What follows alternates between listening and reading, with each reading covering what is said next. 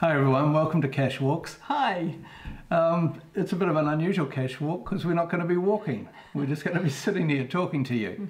GeoDudes, a geo-vlogger from the United States, put out a challenge to everyone to create a video around ourselves and our geocaching history, and that's been passed on to us by Cache Canada. So thanks guys for doing that.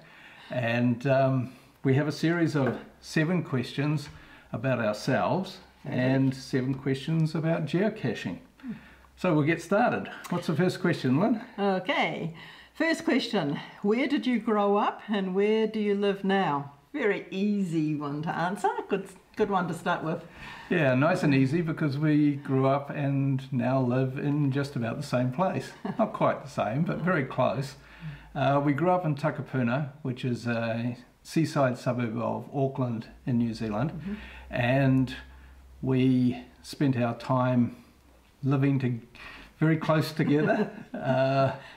The family homes were about 1 kilometre apart. Yeah, I used to stop in at Rick's place. It was on the way to school, high school. So yeah, we met up before school and walked to school together and home. So many years ago. Yeah, when we were very young, obviously. Yeah, the houses were about 1 kilometre apart, weren't they? Yeah. So it wasn't far to walk. Long time ago. And we now live in Castor Bay, which is just a very small distance up the coast. Walking distance, really, isn't it, from Takapuna? Yes, yes, long almost. Walk. Bit of a long walk.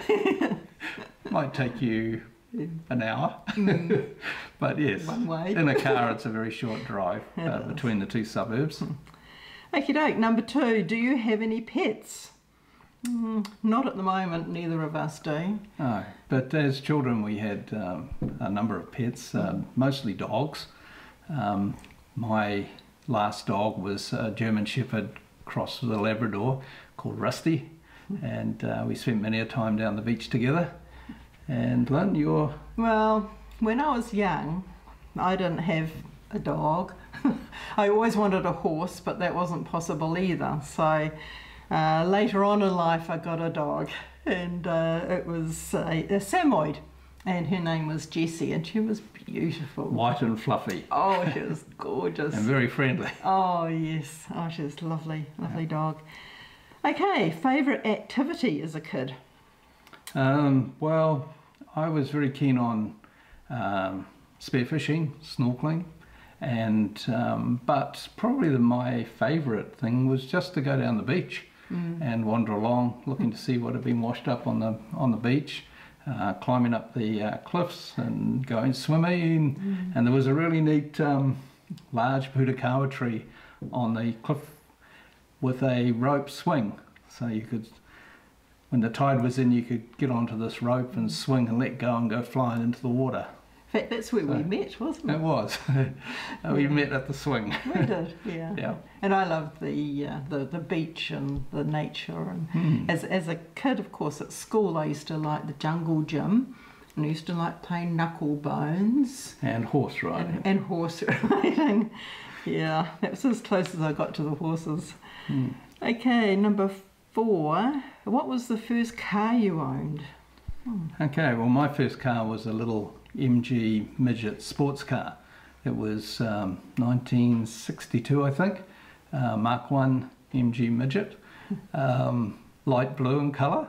It was fairly old and a bit knocked around, but it did have a reconditioned motor and gearbox, so it was reasonably reliable. And I had great fun driving around in that little sports car.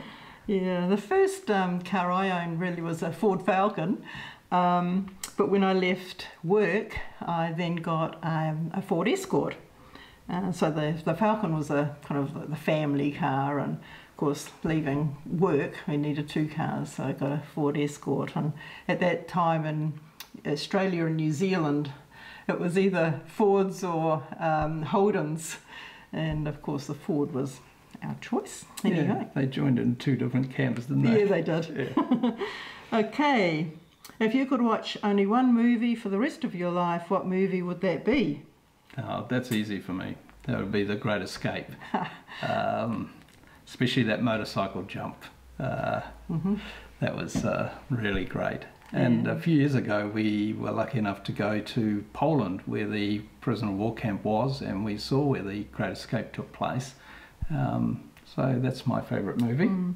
Mine is kind of a little bit out of left field because it's not actually probably classed as a movie. Some people wouldn't class it as a movie, but it's an album. It's a DVD, and it's Whispering Jack by John Farnham. So I quite like John Farnham. Okay. Okay. If you could meet one historical or famous person in history, who would that be? Who would that be, Lynn? Sir Edmund Hillary, I guess would have to be mine. He's a famous New Zealander, first to climb Everest, and he helped the people of the country build schools. And he didn't just climb the mountain and leave it at that. He went back and built schools and other public buildings and hospitals. Things. Yeah, I think there was a hospital, but certainly there were schools. I remember that. So yeah, that's a good choice. I'd like to go further back in time. I'd like to meet Captain James Cook, who discovered New Zealand, mainly because he was such an adventurer. I mean, what an adventure to head out around the world where you didn't really know even where you were going. There were no maps, and just head out and you know, a pretty brave thing to do. But I'd also like to know how he felt when he first met new people, new lands, because it didn't always go well. There were times, and of course he was killed in Hawaii. Be a bit nerve-wracking, wouldn't it? Yeah, and I'd just like to know his thinking, really, about why he headed out, particularly why he did the third voyage, because he'd already done some pretty major voyages before that. Okay, we're going through these well. Number 7 of the personal questions. During these times, what's one skill or hobby you'd like to pick up? That's very easy for me. Okay. I would like to learn the guitar and play better the piano. I've got to do some practice. Yeah, the guitar's going all right though. You're doing a little bit of practice. Practice makes perfect, or practice makes okay, really. I'd like to really learn about audio for videos. We're finding that quite difficult at times. Particularly, we do a lot of filming out, visiting places and finding geocaches, and it's the ambient noise, the getting the feel of the place through the audio. And we brought some microphones and so forth, and we thought, well, this is going to be relatively easy. We'll stick the microphone on, and then we hit wind noise, and of course you've got to then put on some sort of wind cover, you know, a dead cat or one of those fluffy attachments to keep the wind out. But we're still having trouble with just car noises and general people. Sometimes it just doesn't sound like a car or people. It comes out sounding odd. So I'm starting to have a look at the audio side of things and seeing if I can learn more about that. YouTube's good for that, isn't it? Yeah. Watching YouTube. And we've been doing another rather strange thing. When we were in London last time, we went mudlarking on the River Thames, because the River Thames tidal. So when the tide goes out, there's large expanses of mud there. And we found out that you could go and find things on the tide, at low tide. Pieces of medieval pottery and Roman pottery and coins and other really interesting things. So we've been going onto YouTube and watching the vloggers who are mudlarkers, and we've been trying to learn how to identify the different types of pottery they find, like whether it's medieval or Georgian or, you know, back in Roman times. So yeah, we're having a bit of fun trying to figure out what that is. We're going to get our mudlarking licence, aren't we, so we can go and find some when we're in London on the Thames. Yes, we've applied for a mudlarking licence. You're not allowed to just go down and hunt around. You need to be get authorisation to do that. So we've put in our application and we're hoping to hear back sometime soon. That's going to be fun. Okie dokie, on to the geocaching questions. That's right. Good. How did you get into geocaching and when did you first start? Oh dear. It's a bit embarrassing, really. Because I registered and came up with a geocaching name in 2003.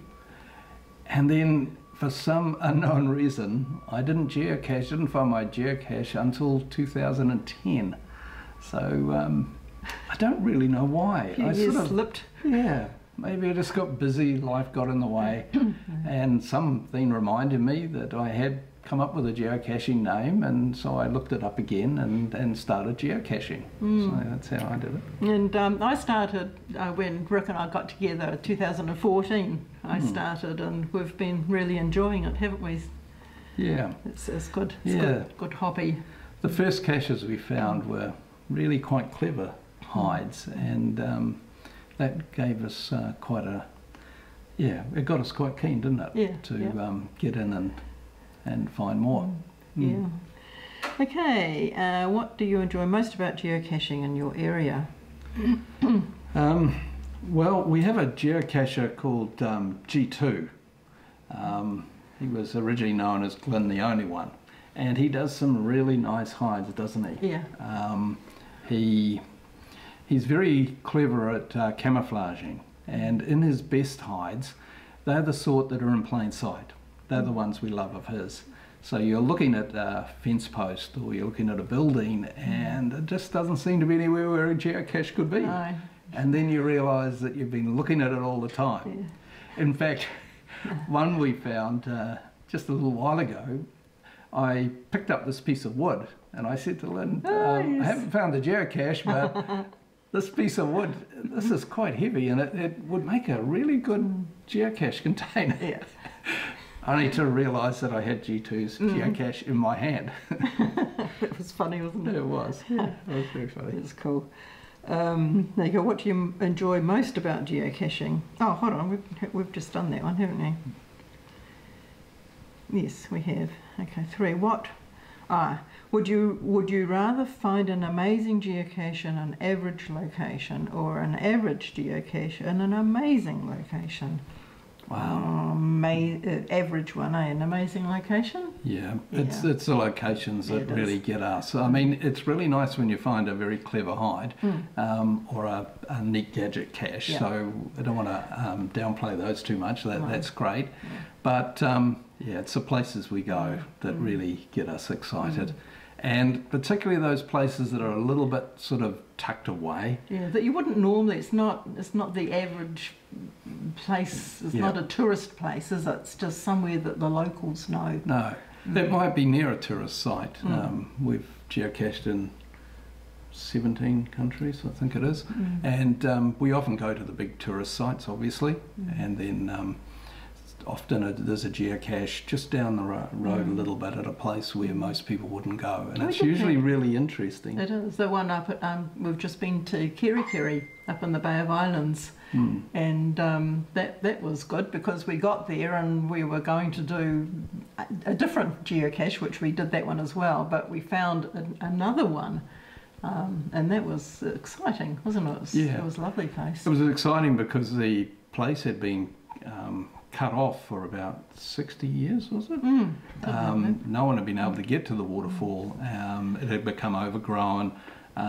Properties had been divided off, and there was no public access. But then some locals got busy and put a track in, so you could actually get through to the waterfall again after 60 years of not being able to visit it. And there was a geocache there, and I think it was four terrain. And of course, back in the old days, you'd have to bush bash, and probably, almost would have been really difficult to get to.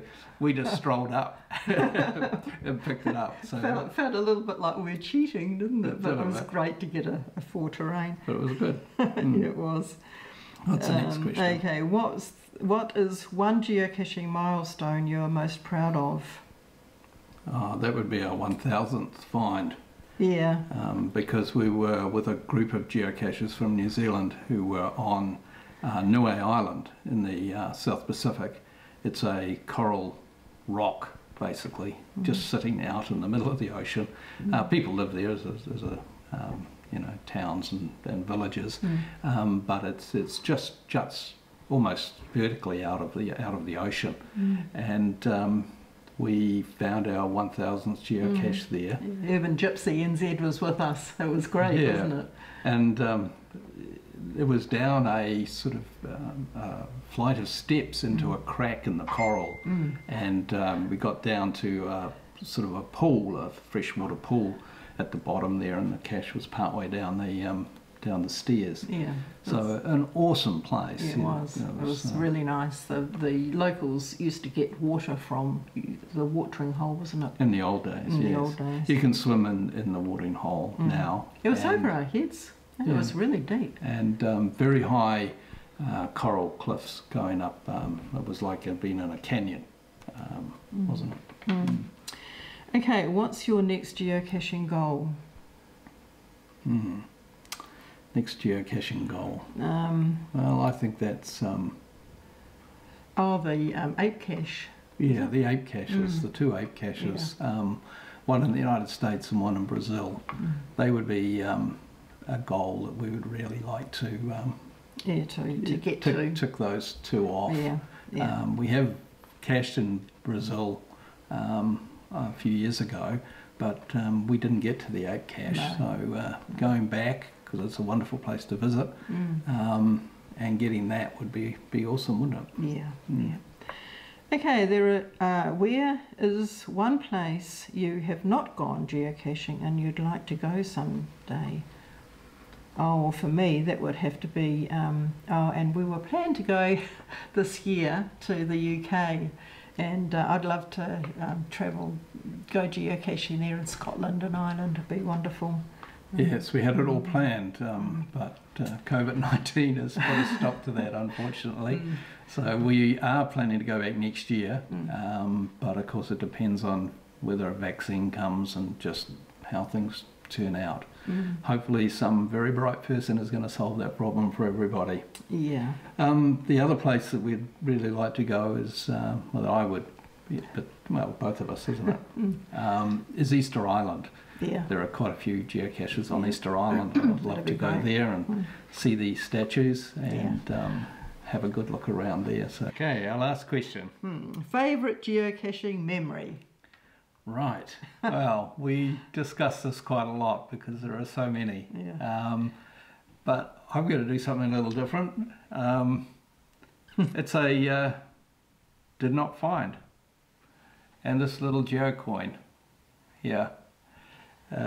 It was at the shelter, or Mother's Challenge, and we hunted around for 4 hours, and then we went, we gave up because we just couldn't find it, as most people can't find it. It's only been found, I think, 4 times in its 10 or 11 years of being there.